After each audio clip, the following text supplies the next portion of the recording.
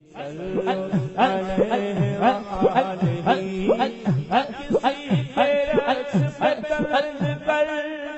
کسی کے غم کا مذاق اڑا، نہ کسی کے رقص پہ طنز کر، نہ کسی کے غم کا مذاق اڑا۔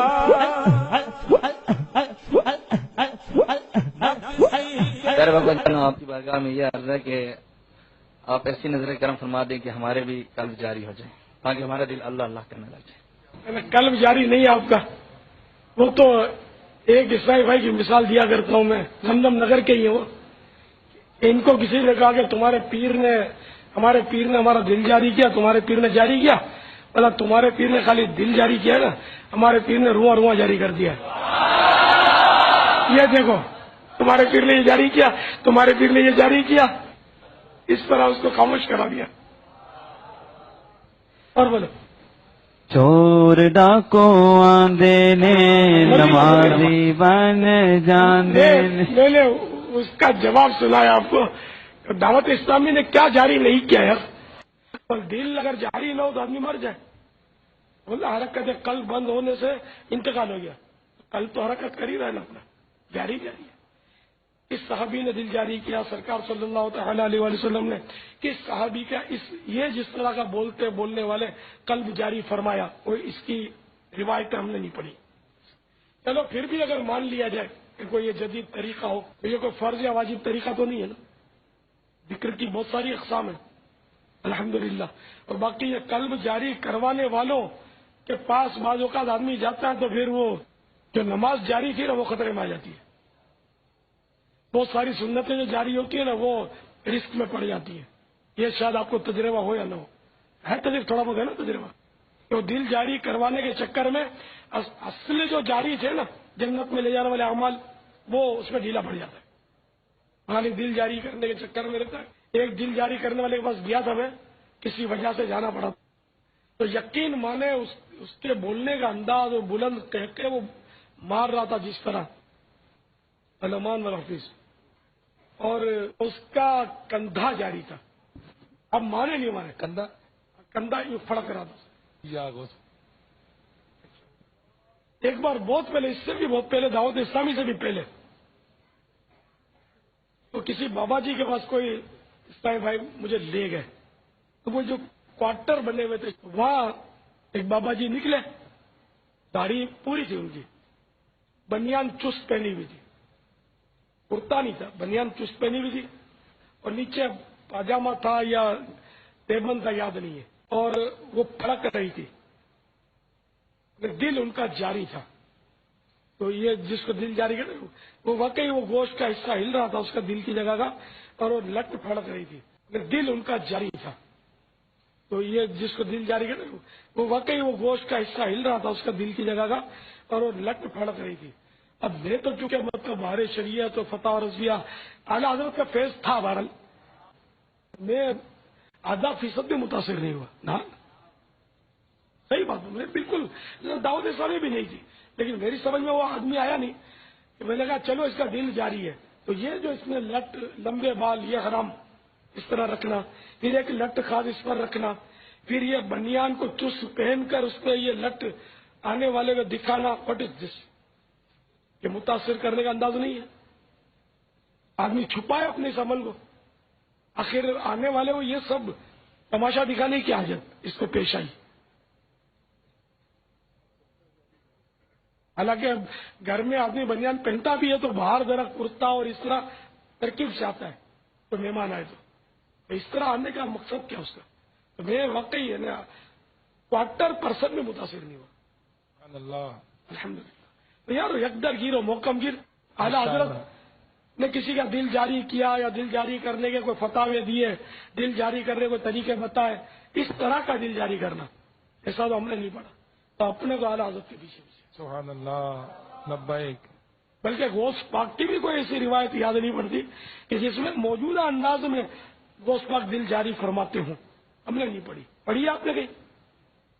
زندگی نکل گئی، نہ سنی ہے علماء سے، نہ پڑھی ہے، نہ علماء اہل سنت یہ دل جاری کرنے کے کوئی مسائل بیان فرماتے ہیں کہ دل جاری کرو، اس طرح دل جاری ہوتا ہے، نہ سنا نہیں ہے میں نے۔ تو ایک طریقہ چلا رہا ہے 1400 سال سے لبیک. متاثر مت ہو یار, آپ لوگ یہ دیکھیں بہت نرم نرم آپ کی مت دیوار ہے, تو کیل مارو تو بھک جائے گی, اور تنکا دھکا تو بھی گھس جائے گا.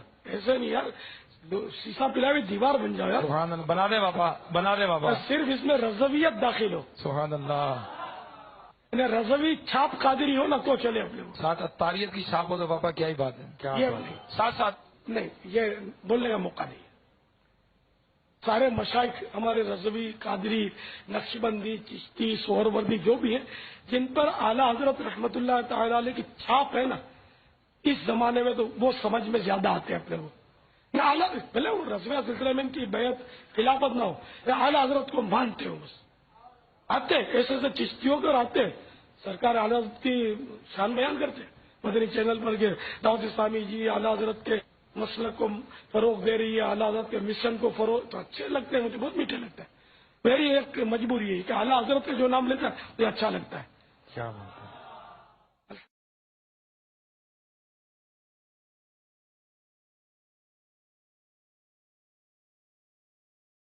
بسم اللہ الرحمن الرحیم. الصلاة والسلام علیک یا رسول اللہ وعلی آلک واصحابک یا سیدی یا حبیب اللہ. پیر طریقت راہبر شریعت موقع کے دوران مفکر اسلام شاعر کشف المعلوم حضرت علامہ مولانا پروفیسر ڈاکٹر مفتی محمد شہزاد مجددی ریگا مردہو بانی دارالخلاص لاہور, آپ کی خدمت میں ایک سوال ہے کہ حیات قلبی اور ذکر قلبی کیا ہے, اور حضور سیدی شیخ عبد القادر جیلانی محبوب سبحانی المعروف حضور غوث اعظم رحمۃ اللہ تعالی علیہ اور سلسلہ عالیہ قادریہ کے دیگر مشائخ سے اس کا کوئی ثبوت ملتا ہے, اور خصوصاً سیدی اعلیٰ حضرت الشاہ امام احمد رضا خان تاجدار بریلوی رحمۃ اللہ تعالی علیہ نے اپنی تصانیف میں اس کا کہیں ذکر فرمایا, خصوصاً فتاوی رضویہ شریف میں ہماری رہنمائی فرمائی. الحمد للہ نحمده ونصلي ونسلم على رسوله الكريم اما بعد فاعوذ باللہ من الشیطان الرجیم بسم اللہ الرحمن الرحیم قال اللہ تعالی ولا تطع من اغفلنا قلبه عن ذکرنا واتبع هواه وكان امره فرطا صدق اللہ مولانا العظیم وبلغنا رسوله النبی الکریم الامین. الصلاة والسلام علیک یا سیدی یا رسول اللہ وعلی آلک واصحابک یا حبیب اللہ. گرامی قدر حضرات علماء کرام, مشائخ اعظام, ہماری مجلس شورا کے اراکین, معززین, السلام علیکم ورحمۃ اللہ. ابھی سائل نے, ہمارے عزیز محترم نے بہت اہم سوال کی طرف ہماری توجہ دلوائی. طریقت اور تصوف اور روحانیت میں ہر چیز کی بنیاد وہ قلب پر رکھی گئی شریعت مطہرہ نے انما الاعمال بالنیات کا وانما لکل امرئ ما نوی. یہ ہمارے دین کی پوری عمارت جس بنیاد پہ کھڑی ہے وہ یہ حدیث مبارکہ ہے جس میں آقا علیہ الصلوۃ والسلام نے فرمایا کہ اعمال کا مدار نیت پر ہے. تو علماء کرام سے آپ پوچھئے, علماء لغت سے پوچھئے, علماء اصطلاح سے پوچھئے, فقہاء سے پوچھئے, اہل تصوف و طریقت اور عرفاء سے پوچھئے, تو سب متفق ہیں اس بات پر, اور ائمہ نے اس پہ بہت کچھ لکھا کہ اعمال کا دار و مدار نیت پر ہے, اور نیت کا دار و مدار قلب پر ہے. قلب کی حالت کیا ہے اس پر مدار رکھا گیا شریعت مطہرہ کی اس بنیاد کا جس کو نیت کہتے ہیں. اور قرآن نے کہا وَلَا تُطِعْ مَنْ أَغْفَلْنَا قَلْبَهُ عَنْ ذِكْرِنَا, سورہ الکہف کی آیت 27, کہ اس شخص کی پیروی مت کرو جس کا دل ہم نے اپنے ذکر سے غافل کر دیا. اب اس کا الٹیمیٹ نتیجہ قرآن نے خود ہی بتا دیا ہے, وَاتَّبَعَ هَوَاهُ. جب قلب ذاکر نہیں ہوگا تو پھر وہ ہوائے نفس میں مبتلا ہوگا. وَكَانَ أَمْرُهُ فُرُطًا, اور اس کا معاملہ حد سے بڑا ہوا ہو. سوال کی طرف آئیے. بہت اہم سوال آپ نے پوچھا کہ مشائخ طریقت اور خصوصاً پیران پیر سیدنا الشیخ عبد القادر الجیلانی الحسنی الحسینی غوث العظم رضی اللہ تعالیٰ عنہ و قدس سرہ العزیز، آپ کیا فرماتے ہیں؟ آپ کی حیثیت آپ جانتے ہیں، تصوف و طریقت میں وہی ہے، کیونکہ غوث اعظم درمیان اولیاء، چون محمد درمیان انبیاء صلی اللہ علیہ وسلم۔ سو آپ کے فرمان کو اور آپ کے قول کو میں سمجھتا ہوں تمام ائمہ طریقت کے لیے وہ سند و حجت ہے، تمام سلاسل کے لیے۔ اور اعلیٰ حضرت امام اہل سنت جب حضور غوث پاک کی بارگاہ میں حاضری دیتے ہیں تو وہ کہتے ہیں مزرعہ چشت و بخارا و عراق و اجمیر، کون سی کشت پہ برسا نہیں جھالا تیرا۔ اور سارے سلاسل طریقت ہیں، ان کا منبع اور ان کا محور حضور غوث پاک رضی اللہ عنہ کی ذات ہے۔ یہ آپ کی بڑی معروف مواعظ کی کتاب ہے الفتح الربانی۔ اس کتاب کی زیارت کر کے اپنی روحوں کو تسکین پہنچائیے۔ الفتح الربانی والفیض الرحمانی سید عبد القادر الجیلانی غوث اعظم رضی اللہ تعالیٰ عنہ کے مواعظ کا مجموعہ ہے، دارالکتب العلمیہ بیروت لبنان سے چھپا ہوا نسخہ۔ اس کے اندر حضور غوث اعظم شہنشاہ بغداد شیخ عبد القادر جیلانی رضی اللہ تعالیٰ عنہ آپ خطاب فرماتے ہوئے المجلس الثالث والعشرون 23ویں مجلس میں آپ خطاب کے دوران فرماتے ہیں، اور یہ مجلس جو ہے اس کا عنوان ہے قلب کی زنگ آلودگی اور تصفیہ قلب اور اس کا علاج۔ اس میں حضور شہنشاہ بغداد اور ثقلین رضی اللہ عنہ اپنی مخصوص شان سے فرماتے ہیں، توجہ سے سنیے، من کان ذاکرا للہ عز وجل بقلبہ فهو الذاکر۔ قال الشیخ سیدنا شیخ عبد القادر الجیلانی قدس سرہ فی تالیفہ الفتح الربانی فی مواعظہ، من کان ذاکرا للہ عز وجل بقلبہ فهو الذاکر۔ جو اللہ کا ذکر قلب سے کرتا ہے وہی ذاکر ہے۔ ومن لم یذکرہ بقلبہ فلیس بذاکر۔ اور جس شخص نے اس یعنی ذات باری تعالیٰ کا ذکر دل سے قلب سے نہ کیا فلیس بذاکر، وہ ذاکر ہی نہیں۔ اور یہ ترجمہ میں نے کیا، اس کا وہ اردو ترجمہ جو حضرت مولانا علامہ مفتی ابراہیم بدایونی رحمہ اللہ تعالی انہوں نے کیا۔ میں تبرکن وہ بھی پیش کر دیتا ہوں تاکہ مزید سند رہے۔ اس 23ویں مجلس کی الفتح الربانی عربی اردو اکٹھا چھپا ہوا مجموعہ ہے، جس پر ہمارے استاد گرامی شیخ الحدیث و تفسیر حضرت علامہ مفتی عبد الحکیم شریف قادری نقشبندی رحمہ اللہ کی تقدیم ہے اس پر، اور مولانا علامہ استاد العلماء مفتی ابراہیم بدایونی رحمہ اللہ قادری بدایونی ان کا یہ ترجمہ ہے۔ آپ نے اس عبارت کا ترجمہ کیا جو میں نے پیش کی ہے۔ آپ فرماتے ہیں کہ وہ شخص جو دل سے اللہ کا ذکر کرے وہ ذاکر ہے، اور جو اس کا ذکر قلب سے نہ کرے وہ اس کا ذکر کرنے والا ہی نہیں۔ حضور غوث اعظم شہنشاہ بغداد فرماتے ہیں کیوں اللسان غلام القلب وطبع لہ، کہتے اس لیے کہ زبان دل کی غلام ہے، اس کے تابع ہے، اس کی فالوور ہے، اس کی پیروی کرنے والی ہے۔ اس لیے محض زبانی ذکر جو ہے اس کو حضور غوث اعظم ذکر نہیں مانتے تا وقت کہ آپ کا قلب ذاکر نہ ہو، اللہ کا ذکر نہ کرنے لگ جائے۔ اسی کتاب میں حضور غوث پاک رضی اللہ تعالیٰ عنہ نے کئی مقامات پہ اس کیفیت کو بیان کیا۔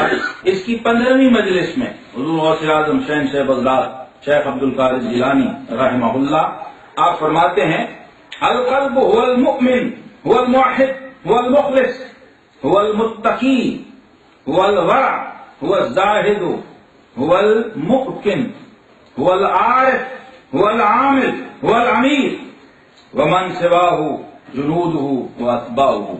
اذا قلت لا الہ الا اللہ فقل اولا بقلبک ثم بلسانک۔ حضور شہنشاہ بغداد نے تو اتنی صراحت اور اتنی وضاحت کر دی ہے کہ اس کی کسی شرح کی ضرورت ہی نہیں ہے۔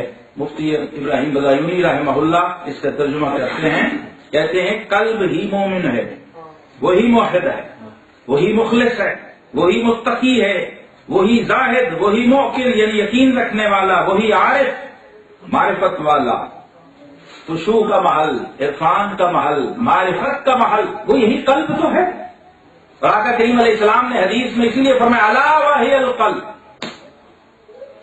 جسم میں گوشت کا ایک لوتھڑا ہے، اگر یہ درست تو سارا وجود درست، اگر یہ خراب تو سارا وجود خراب۔ الا وہی القلب، وہ قلب ہے۔ تو مدار اعمال اور مدار عقائد وہ قلب پر رکھا گیا، اس لیے ہمیں بتایا جاتا ہے اقرار باللسان و تصدیق بالقلب۔